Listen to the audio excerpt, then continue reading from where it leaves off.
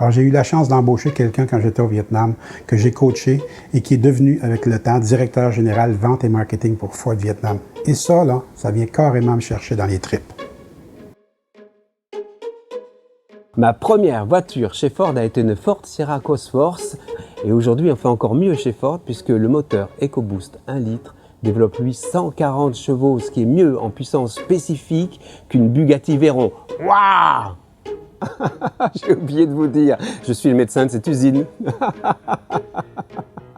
Hola, mi nombre es Luis Alanís, soy mexicano, trabajo en el departamento de informática y trabajo en Ford Blancafort. Et ça me plaît beaucoup. Well, my father worked on the production line at Harewood all of his life. Et maintenant, je continue l'histoire de famille. À notre soirée d'inauguration, il y avait 2000 personnes. J'étais en charge de présenter la Mustang et à la fin du discours de mon président, je me suis faufilé sous la bâche. Comme un petit garçon, j'ai allumé les feux, j'ai allumé le moteur. Et quand on a débâché, j'ai accéléré, je me suis retrouvé en plein milieu d'une foule en délire. Ce qui m'a le plus ému quand je suis sorti de la Mustang, c'est de voir la fierté dans le regard de ma mère.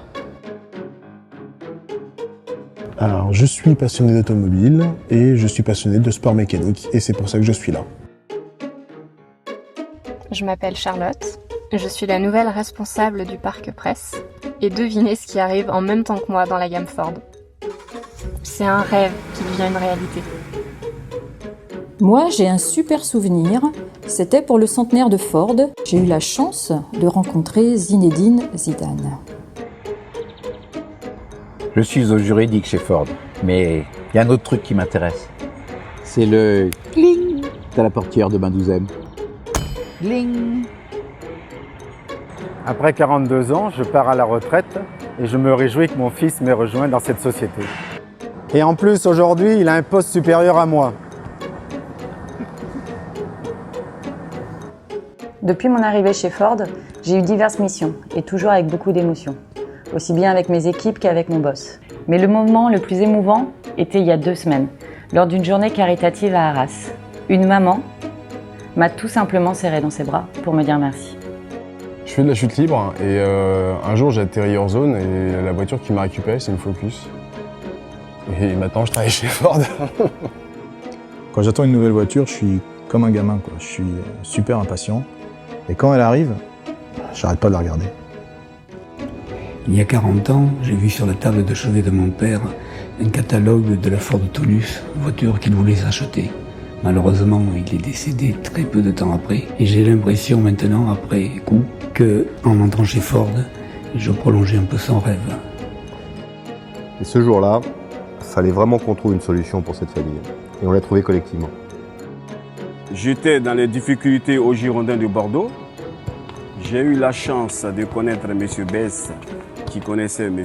Gala, qui m'a fait rentrer à l'usine. Je n'oublierai jamais ça. C'est ça l'esprit Ford.